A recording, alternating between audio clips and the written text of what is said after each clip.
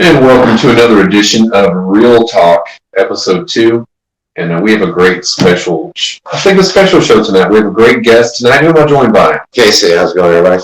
Casey is in studio. We're going to be discussing the movie Clay Pigeons.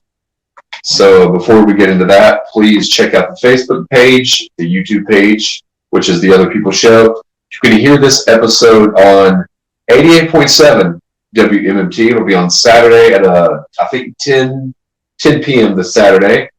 And check out all these things. We've had a lot of stuff going on this past week. We've started off strong back in 2023. Yes. So that's what we're going to try to do, and bring some entertainment and highlight some smaller movies or some odd movies that most people may have never heard of. Sure. So what's interesting about this movie, we'll jump right in, is no one had ever, that I've ever mentioned this movie to ever, has heard of it.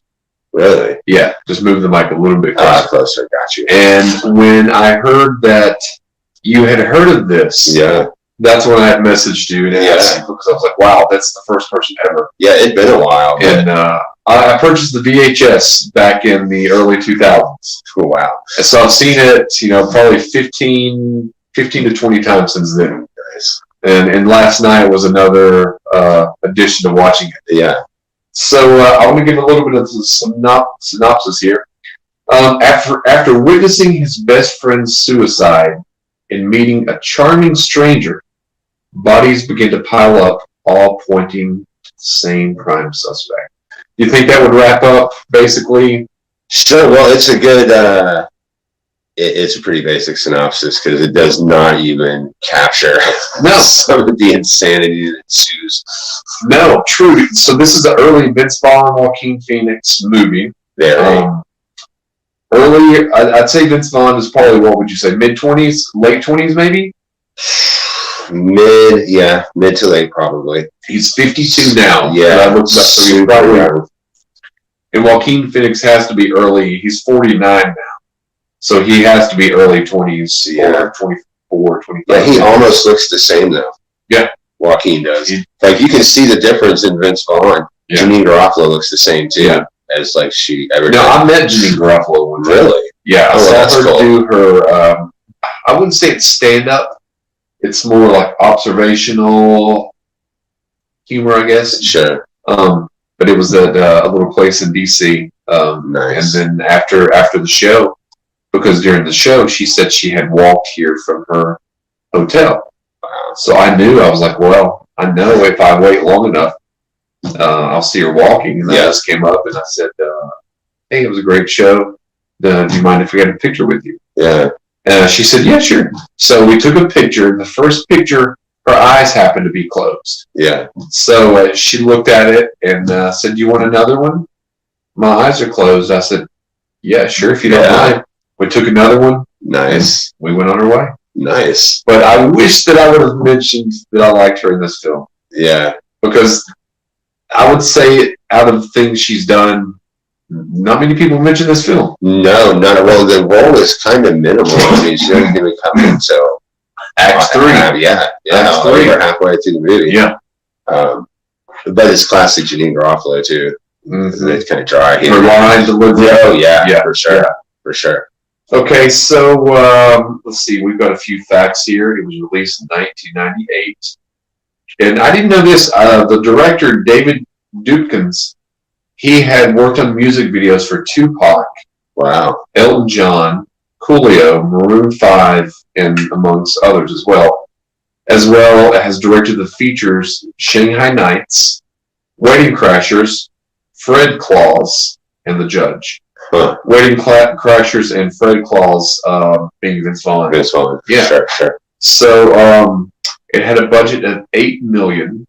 Now I was wondering when watching it, I didn't see how $8 million was spent on that. No, I don't either. Especially in 90, would have been year previous. Yeah, so 97. Vince Vaughn and Joaquin, none of the stars got paid that much. No, because they weren't stars yet. They weren't stars, no.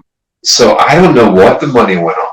I mean, that's still not really, that's a relatively inexpensive movie by Hollywood standards, but I don't know what it went on. It only made $1.8 million. So the box office flop. 61% positive on Rotten Tomatoes and 67% positive on audience reactions. It was shot in Utah and I guess Lancaster, California, in 6 weeks. The whole movie was filmed in 6 weeks. Yep. Wow. They were doing 6 days a week, so 36 days. Sure. And I worked on a small movie this past summer, and we did. I think we did 12 days, and we did about 12-hour days straight, and that was. I mean, you're making a movie, sure, so it's fun, sure, but it is work nonetheless. And when you run into those obstacles and problems, you're like, even the worst day on the film set's probably better than the worst day on the film set is still great because you're on the film set. But it still can be frustrating, sure. You know? But especially if your product doesn't turn out. Now, I often wonder when. If you're an actor, director, do you measure your product by how much money it makes, right, or how much, or audience, satisfactory, or the feeling you get from leaving the movie or from making it? You know what I mean? Yeah. Well, it'd be like a piece of art or music. Yeah. You make the music really for yourself, or to share to others. And I guess each person is. Yeah, I was going to say it almost kind of depends. Yep.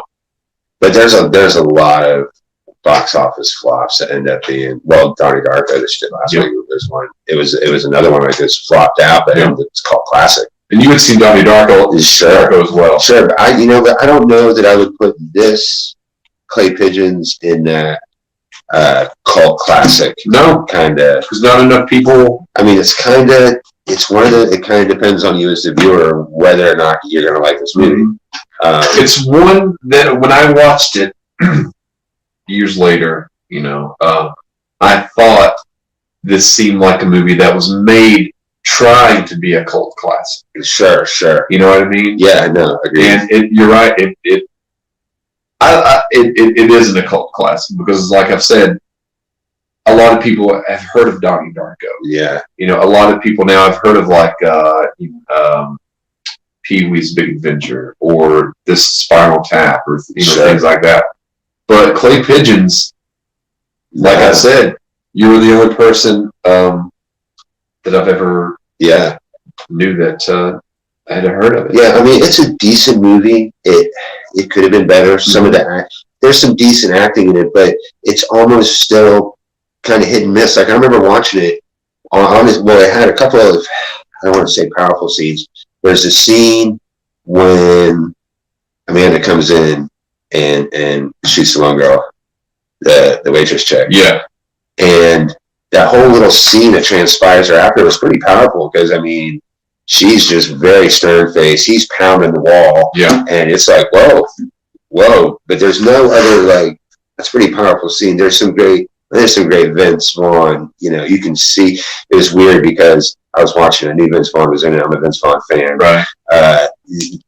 Granted, a lot of his characters they're very similar, but I mean, he's got the rant down now. So I'm watching it with that Vince Vaughn in mind, and it didn't live up to that, obviously. But it was strange because, we were discussing earlier, you could see in development that, you could see the early stages of it, but it's still kind of. Yeah. But it was decent. Joaquin Phoenix did a good job in it too. But the scene you mentioned where Amanda shoots the girl, the waitress, and he's pounding the wall. I was watching it again, and I was like, he had to have been pounding the wall. Yeah, no, it totally looks like it. I mean, it's extremely believable scene. And even her, just like her character alone, Amanda's character, like you hate her, but at the same time, you're just like, man, this kid is like, wow. And I think everyone might know somebody like that. Sure. You know what I mean? Sure. Someone like, yeah. So it's very relatable. Me too. Sure. She's a very relatable character. So let's get into the plot and the story. So we touched on the plot a little bit earlier. So you said you'd watched it years ago. Yeah, well, yeah. But when you started watching it again, it triggered memories. Oh, like sure, that. sure. So, was it what you had remembered? You want to set it up for the audience? Well, I kind of remembered when I started remembering how the movie. I didn't really remember how everything unfolded, right? You know, but I kind of remembered parts. So yeah, so it starts out, and the whole general thing is you got Clay, who's Joaquin's character, and he's out there in the field with Earl, his best friend Earl, who's married to Amanda. Yep. And it's funny because, of course, the way he talks about her in this marriage that they have as the movie transpires, and of course, you meet Amanda. And you're like, yeah, no, this dude was probably fairly disillusioned. Yes. Yeah, you know what I mean? Because you think she's like, oh, she was a virgin when we met. Yeah. And he's like, I do remember she's a while. Oh, yeah, no, and you find out, no, that's probably for sure. But, and so the whole thing is, Earl decides that he wants to kill himself because he's just distraught over this thing with his best friend. This affair, because it's him and the best friend, and but he's gonna make it look like Clay, murder. It was murder, and then ends up just killing himself, and just doing it. And I tell you, I remember I had a feeling because. Like I said, I could remember how it was going to play out, but I can remember that scene, and he's talking to him, and Clay is like, I didn't even care. Like, it didn't even matter to me. I'm like, oh, it's going to go south real bad. This dude's obviously in love with this chick, you know? And that's why he just kills himself down. Yeah. And, of course, Clay is freaking out, you know? And ends up making it look like a drunk driving accident. You know, pushes Earl off the truck. Boom. And then just craziness ensues after that. And it turns into this whole thing where like several people got this plot to basically frame Clay for one of these murders, you know. And in the course of the movie, I mean, the bodies stack up. There's at least 4 or 5 people. I can't remember exactly off the top of my head now. And it switches a little bit, I think, because I think the movie goes in, you think it's going to be about one thing. Mm-hmm. Because it's about like Earl, Clay, Amanda, and then Lester Long, Vince Vaughn, comes in when Clay slaps Amanda. Yes. And how long when Lester was into the movie did you realize? Because he doesn't. They go fishing. Mm-hmm. And you know something's up with him then. Yeah. But, you know, I can't remember the first time I watched it, but I can't remember thinking, you know, that he was, if I was looking from it, never watching it, I would, you know, be like, who is he? What's he doing? Because it wasn't central around him. No.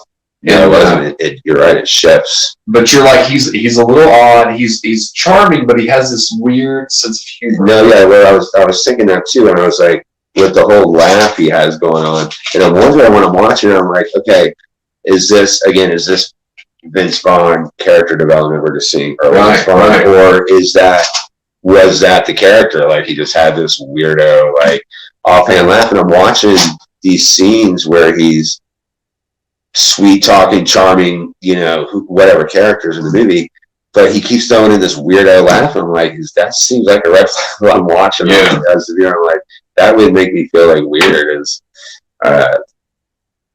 somebody, you know, heard that, but I don't know. The laugh was weird. He introduces himself to Clay as Lester the molester. Yes. And he does that little shake or whatever. Yeah.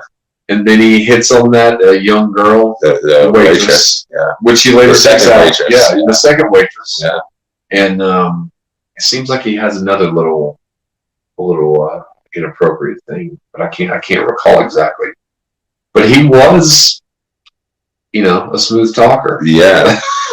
or seemed to be. Seemed characters. Of course, I'm watching. I'm like, I don't know. But again, it's still like classic Vince Vaughn. Right. I mean, you can see it then. But yeah. Well, see, what was funny, the Vince Vaughn then, and you probably know this, when he first came out, you know, obviously after Swingers, I don't think they really knew what to do with Vince Vaughn. because he was Norman Bates in Psycho, if you remember. Yeah. He did this movie. Yeah. He did another movie with Joaquin Phoenix called Return to Paradise. I remember that kind of too. More serious type movies. Yes. Return to Paradise. Yeah. And then he kind of switched, but they did a little bit of that with Owen Wilson, if you think about it, because Owen Wilson was in like Behind Enemy Lines. Oh, true. Yes. So I think earlier on, they didn't know what to do with these guys. Yeah. So they paired them up. Yeah. Made a whole bunch. Made Wedding Crashers. Yeah, great ones. Yeah. No, I have seen Shanghai Nights, Wedding Crashers. I've never seen Fred Claus. I've never watched that. I have, but I actually forgot all about that until you mentioned it earlier. Right. I do remember seeing the trailer. Yeah, I want to say he's like Santa's brother or something. Yeah, but I don't remember. It's probably Santa dies, or somehow he might have to take over. Yeah. He goes to the North Pole. I just remember seeing like he was on I don't know if it was like a train, a toy, I don't know what it was, like a little train or some kind of toy. I don't know, but I've never seen the movie. No, yeah. So what would you give plot story out of 5? 0 out of 5. 1, 5 being the best, 0 being poor. The plot, I'd say, is probably. I mean, it could easily be a 4. I would agree. Whether or not it actually like played out, the way it could have. I don't know, but overall, I mean, the plot's it's a great plot. Yeah, I would have 4 out of 5 as well. I think it is, and if you do enough of these shows and go back, this is an often complaint. It was a little long. Yeah, agreed. Could have been cut down at least 10 to 12 minutes. Agreed. Well, I told you when I was rewatching it again for this, I started half dozing. I was like, the middle part lags. Yes, the middle part lags. And that's where it was. It was right in the middle part. And I was like, yeah, this. And I checked the time and I was like, Jesus. It's almost 2 hours, I think. Yeah. It picks up a little bit in the third act, but the second act is a really hard act to write. Yeah. And this one, but they could have, I think, taken out chunks or little bits throughout. Yes. Agreed. The fishing scene, I know they were trying to set up. They were, pals and stuff that could have been trimmed a little. I think. Mm-hmm. In this dated the film. The opening song dated the film. Yeah. I wish I could pull it up here, but I think that dated the film, and I think some of the slow motion shots. Yeah. Well, and it was weird too, since you mentioned the shots, because there was a couple. Which I guess it ended up making sense a little later in the movie. So there was the scene where Clay's in jail. Lester shows up. Of course, he's not even really. He's only Lester to Clay at that point, right? Because he's changed like Lyle or whoever, Yeah. But then it turns out it's not even any. It's actually Bobby. Yeah, his real name. But what you don't actually find out is it seemed like there was things there. Like it opened up questions because again, like you said, it almost like that first half of the movie, it's very much about Clay. Yeah. But then they bring Lester in and open up a lot of questions. Yeah. So he goes back to this business wherever it's at. And he's talking to the secretary chick. You find out his name's Bobby, but you never really find out how how did Lester even get into this whole situation of doing. And you never find out right away that there has been other. I mean, you know that they find that body. Yes. But when I first saw it, I just assumed it was the body that Clay had taken there. Right. I didn't realize that Lester had been, 7 deep in or what? Already. Yeah, at that point. Because that's told later on. Yeah. But yeah, I agree with you. It's almost like they bring that stuff almost too late in the movie. Yeah. To really address it, and it becomes like just these like an afterthought. Plot holes. Yeah, like an afterthought. Exactly, because you find yourself wondering more about Lester. Well, because it becomes this kind of almost good versus evil kind of thing. Like I started wondering at one point, like you almost wonder is like Lester's like this devil character, really, in a way, and then it's almost like Clay finds himself in this redemption point, for his own soul, his own salvation. Because the whole thing started with him having an affair with a married woman to begin with. True. But I mean, overall, it's a decent movie. Yeah, I thought so too. So, what about characters? We could. I mean, I think it has some pretty good characters. Yeah. And it's got some characters that it's designed to dislike the character. Agreed. Like Amanda. Yes. Do you think Amanda's the only really dislikable character? I didn't find Lester dislikable. Not really. I mean, like I don't know if I rooted for him, but I was like, what's he going to do next? Exactly. And this thing, and like nobody dislikes Lester in the whole movie. Like even Clay is kind of like. I mean, I'm not going to try and give too many like spoiler alerts, but even by the end of the movie, he's kind of like when they're sitting there at that little at the diner. Yeah, when Lester gets which is just like it's almost it's weird because Lester's character. That's why I like at the one point I'm like it's almost like this devil character because he just pops up. Yeah, you know what I mean? And it's like out of nowhere, like okay, like the Clay's in a jail cell. There's a deputy there, and then like next thing you know, Lester's sitting there in a chair. Yeah, you're like, how exactly? And, he finally takes his bullets and everything. However that transpires.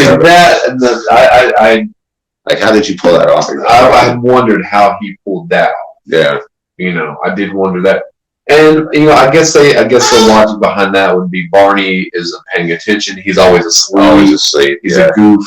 Yes, so. He's like the Deputy Dewey of Scream before he became heroic. Right. You know what I mean? Yes, absolutely. So, but yeah, I think all the characters are pretty strong. But yeah, I mean, yeah, they're decent, and they're well acted. Yeah, especially because these are all people that you know. Well, not all of them, but that core cast. These are all people that we know now. Well, even the sheriff. I couldn't remember his name, but he is familiar. He's been he's passed away now, but he was in either The Walking Dead. That was probably his bigger. But I'd seen him from. It's funny, like when people get famous later on, especially if older, and they're famous, from like. For example. Robert Downey Jr. was famous before Iron Man, but most people know him after that. Yeah. But you know him from something he did in the 80s. Yeah. And that's how this sheriff was. I'd known him from basically the Clay Pigeons. So I've seen him, and he's not young in this. No. He's got. So listen, I was trying to remember, and I couldn't remember at the end of the movie. And Lester he's picking up the guy with the horses. Is that the sheriff? Yeah. Okay, I was thinking it was. I couldn't remember, and I didn't want to back up and I'd be like, I'm pretty sure that was the sheriff. Yeah. That's what I was thinking. Yeah, interesting way to end that. Yeah. And so yeah, I would give the characters. I would say they're a solid 4 out of 5. Sure. I mean, it's got a solid cast. I can't think of. Maybe the cute waitress that gets killed, shot. Her acting skills weren't the best. I noticed, but. It didn't really require it. No, right. And it didn't. She was pretty. Yeah, and that's what you wanted Amanda to feel threatened. Yeah. By this pretty brunette. Yes. Which is the exact opposite of Amanda. This, this vengeful sexual blonde. Yeah.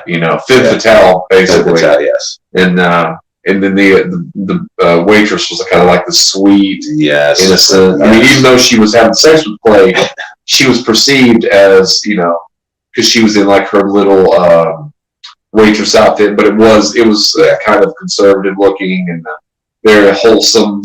Yeah. And then the exact opposite for. This I'm not taking it too far, but the waitress was usually in. She was only in a couple scenes. Yeah, I was gonna say the role is she's in the sex scene, obviously. The scene where Amanda sees them walking from the movies. Yes. And then the scene in the restaurant or diner. When you're first. And she's usually in blue, something in blue. Amanda is often in red. Absolutely. Which is a that's decent observation. Yeah.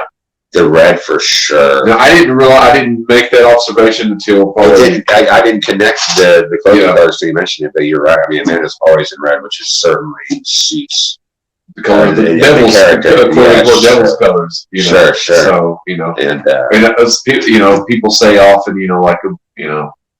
it just seemed like a big contrast, Yeah, absolutely. So I don't know if it was intentional, but I'll give the characters 4 out of 5. What about yourself? Yeah, I agree with that. Do you have a favorite or least favorite scene? Again, the scene that really stuck in my head was the one we discussed, which is way early on in the movie. It's in the first act of the movie, the first 20 minutes. Yeah. And as far as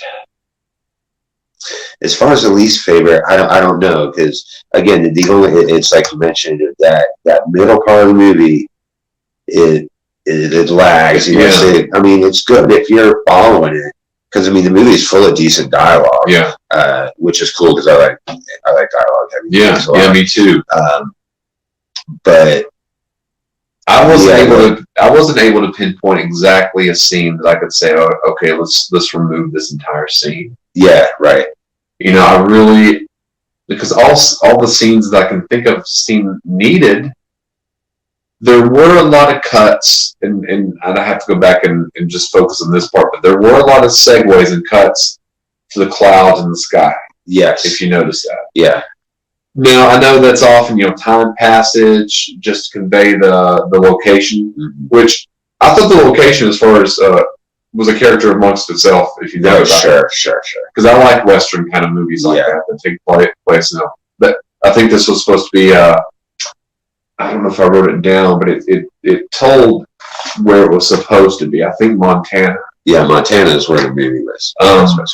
So I kind of like that Utah, Montana, Arizona look. Sure. And I thought this captured it well, and as a character. But I couldn't tell you a scene that I don't have a least favorite scene. Yeah, I don't have a least favorite, and again, I can't say I have a favorite other than the one that sticks out in my mind. That doesn't mean that's not to discount other scenes. I mean, I appreciate them all for what they are. Now, there's a scene that I like. It's later on in the movie, almost near the end, where Lester,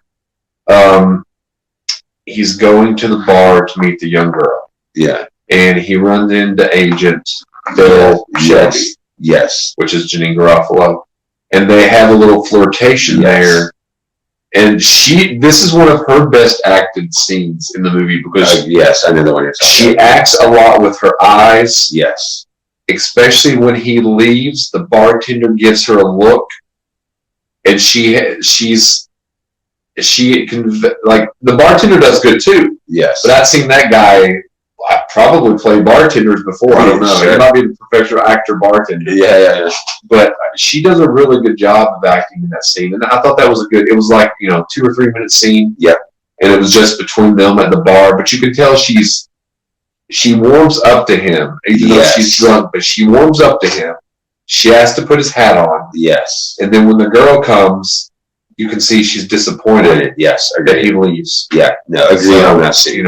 That one is a notable scene as well. And then and then that's when she realizes the cigarette. Right, which is funny because I was gonna half mention another scene, the scene where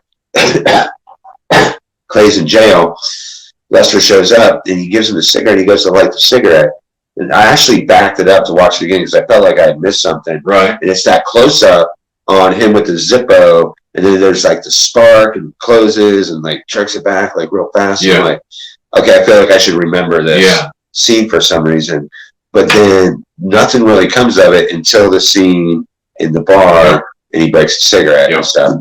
And then that still kind of made sense. And there's some other scene where Lester is doing some kind of real like quick. It's earlier in the movie, and he does something. Yeah, with a cigarette too. Yeah, I noticed it last night when I watched it. Yeah, because when I rewatched the scene, or rewatched, when she discovers it in the ashtray, I was thinking, if she had just seen that for the first time, it would mean nothing. Right. So I knew she had seen it once, which is the time you mentioned, but it had been shown to the audience another time. Yeah. But only she had seen it just that one time, and then the ashtray. The audience had seen it previous, when Lester first came into the scene, or the movie, and that's a good observation. Yeah. So, you can't really rate or take away from the scenes, but I thought all the scenes were good scenes, all needed, good dialogue. Just some maybe shortened some. Shortened. Yeah. And a lot of them could have been cut scenes, like you're talking about. That was just like a lot of landscape. Now, I do think, honestly, now that I think about it, I think the opening scene, I know it's the opening scene, and in the 90s, a lot, you showed a lot of the credits. Now, it's not the trend as much now. Right.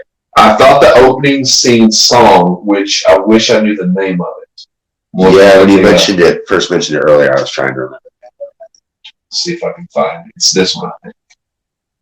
This is the opening song.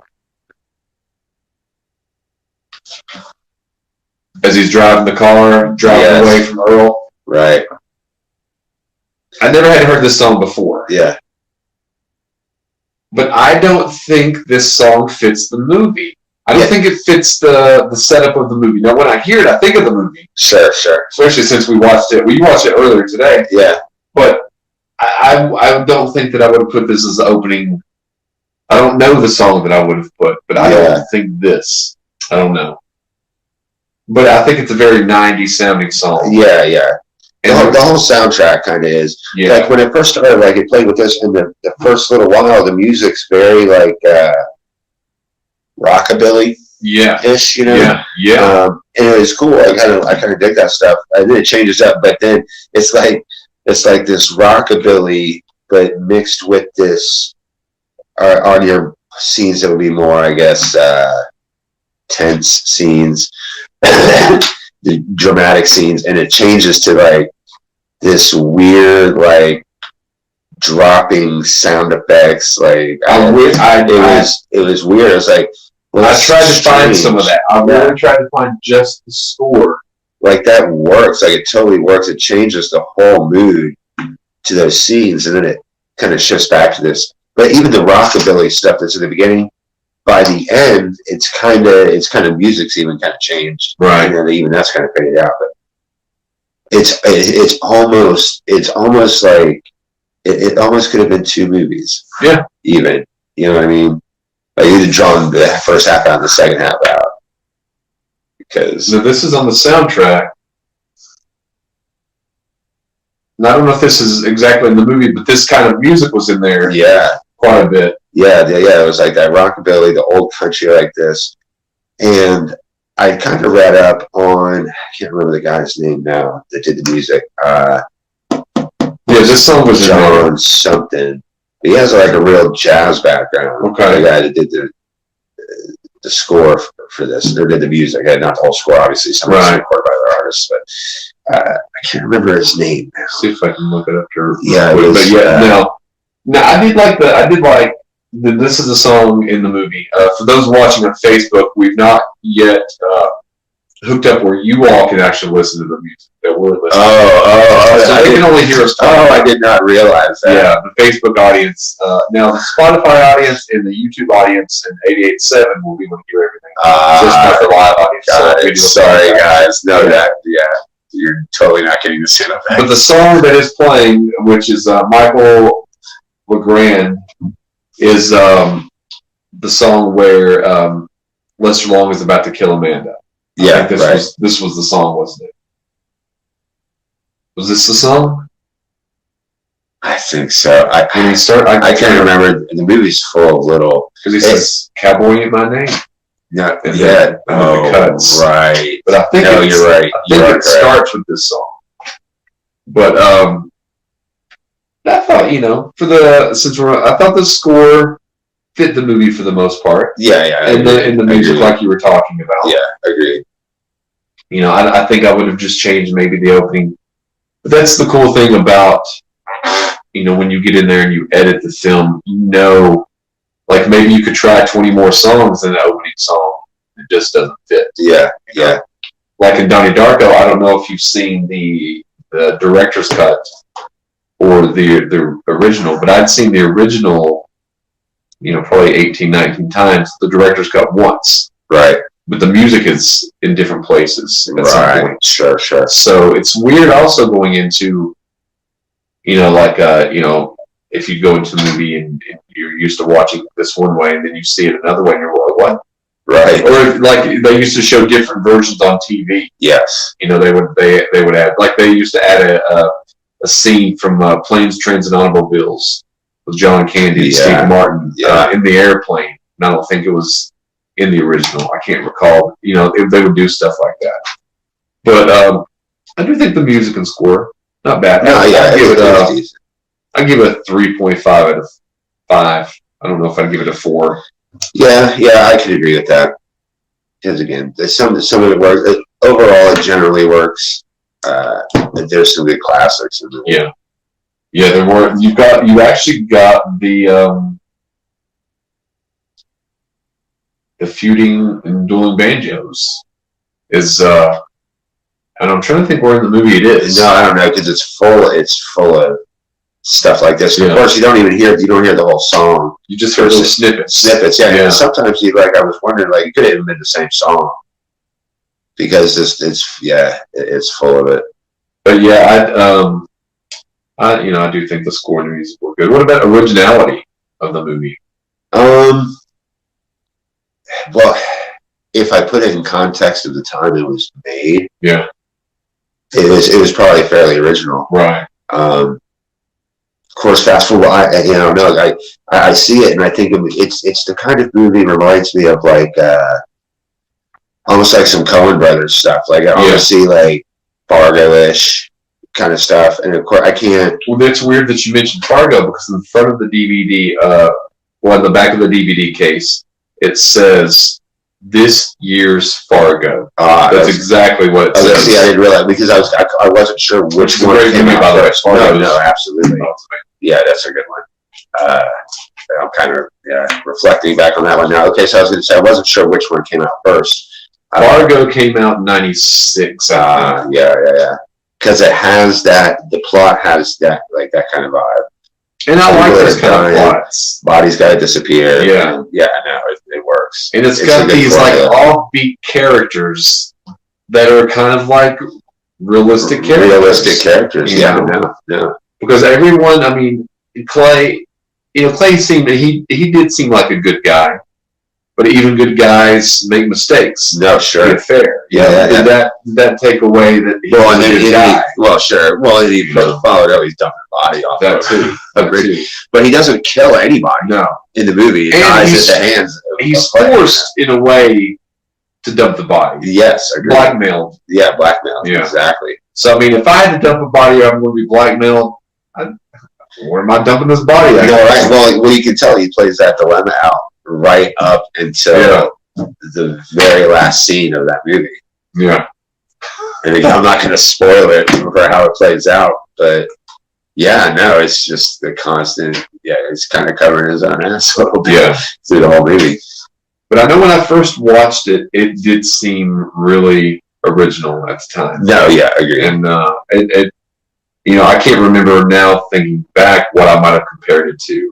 But I was into movies like Fargo, like Coen Brothers movies, and movies like this, and character-driven movies. Yes. And often it would be character-driven movies that the characters have committed some type of crime. Yes. Yeah. So I always found those very like the underbelly of people were kind of always intriguing to me. Yes. All the people that live on the fringe of society. Yes. You know what I mean? Absolutely. So would you recommend this film to others? Well, yeah. I mean, if you're looking for a good old film, it's definitely worth checking out. I think so too. Yeah, for sure. And you found it on the Cinema app, right? Cinema, yeah. So, but if someone wanted a hard copy, like a DVD, I don't know if it's out of print. I do have a DVD copy of it. Yeah, you may because again, bare bones.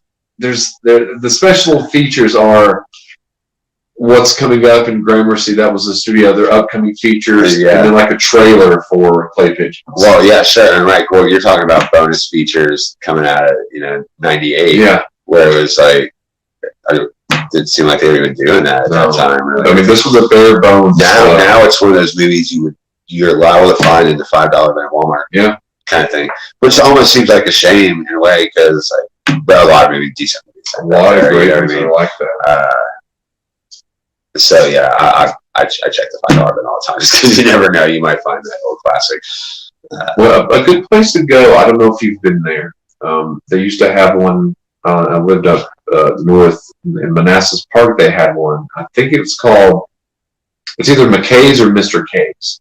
They have one in Johnson City, and they have vinyl CDs are still there. Yeah. DVDs, Blu-rays, and then they have books. The whole bottom floor is books. Oh, cool. Novels, books, any kind of. And then upstairs is divided. Half of it's books and half is other media. And then they're used. Yeah. But that's where I think one of those places where I found clay pigeons. Oh, nice. Yeah, I like browsing those stores. Well, I know that it used to be GTK over here used to be that. Yeah. But, I had been in there for years. I must have looked silly when I mean, they're like, where's all the old DVDs? Like, yeah, no, I got rid of them. Which is too bad. It is, because I used to love it. It's kind of like I would go in and think of all right, I'm looking for this, and this, and obviously this is before streaming made it all possible, right? But it would be like fun to find some of these things. Yeah. We mark that off my list right now. Yeah, well, because you never know. Because there's some good classics out there. Yeah. You just never know. And there's a good set of handfuls. I'm always looking to find these. Like I'm always trying to find Fear and Loathing in Las Vegas. I have it on DVD. Like used on DVD. I can't ever find it. Yeah. And like like streaming's cool. I like having physical copies and stuff too because you never know. I live on a mountain where I got to use satellite internet. So you don't know when it's going to be. If the weather is bad, streaming's kind of down the drain. Totally, so I'm going to build up a DVD collection. Yeah, it works out well. Very cool. But yeah, ladies and gentlemen, that is Clay Pigeons. It is a 1998 movie starring Vince Vaughn, Joaquin Phoenix, and Janine Garofalo. That's the three major stars. I'd say check it out. I'd definitely say check it out. It's a movie that you might not see what's going to happen. Might not see what's coming. Maybe you will, but it's a fun ride. No, yeah, it's definitely a fun ride. And you don't necessarily see what's coming. It's definitely worth checking out. Quirky film, nor dark comedy, maybe. Yeah. And if nothing else, it's worth watching just to appreciate these stars back then. Yeah, and see the evolution of their talent. Well, Joaquin kind of blew my mind in a way that when I saw him, and then so I started watching it, and then I fast forward to Walk the Line, Joaquin Phoenix playing Johnny. The same. Camera. Good times. I think your camera went out. Oh, it's coming back. Did it? Yeah. No, so it's because the light went out, but we're still going good. No, yeah. Still going good. My camera's your camera's frozen on you. But, it'll totally works. But yeah, no, definitely worth checking out. But I do appreciate you coming on the show. Yeah, I enjoyed it. It was a good time. Anytime. Now I know next week. I don't know if we're going to be live in studio, or if we're going to be on location somewhere. But we will be watching and discussing Indecent Proposal. Nice. Now, have you watched that before? I have. It's been quite some time. Your camera was out. No, yeah, no. Well, you had mentioned that you were going to do that. I have. It's another one that's been a while. Like pulling out the 90s grab bag movies was great. But I came out of the 90s. I love the 90s. Movies were good. Some of the last great music, honestly. It's just like you can't.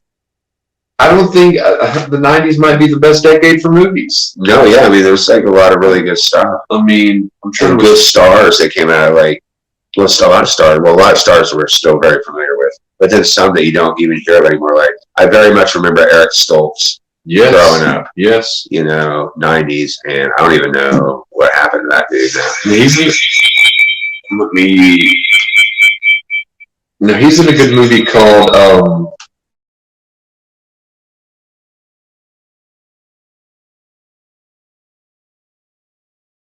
anybody, it would be Killings. Okay. And that's another one of those movies. Like, I mentioned that movie to nobody I know has ever seen it. Yeah, you're one of the only, probably the only And it's a good one. Yeah. I mean, it's a good. I have it on DVD. French cinema kind of movie. Well, it's definitely Frank. I mean, yeah. Set in France. That movie was on France. So a quick note on that movie. So they had the location of the bank in the vault. Yeah. And a producer had said, "Hey, I have money for this. Do you have a script?" So the director was like, "Yeah, I have a script. I'll get it to you. Soon." He went home and wrote that script in just a few days. Wow! Because he had the location and the money. No, it's good. The film looks good in it. The story's good. Yeah, it's a maybe you can do that one soon. That would. I write that down. I don't know if that's not for everyone either. No, I can think of a handful of scenes right off the top of my head that would probably disturb some viewers possibly. So viewer discretion is definitely advised with that one. I'll write Killing Zoe down. But it's a good one. And Eric's also a classic actor. He was in Anaconda. I forgot about that. But he gets injured early on. Yeah, and he's laying in the bed and he's not awake hardly during any of the action. No, I know. At the end of the movie, he wakes up.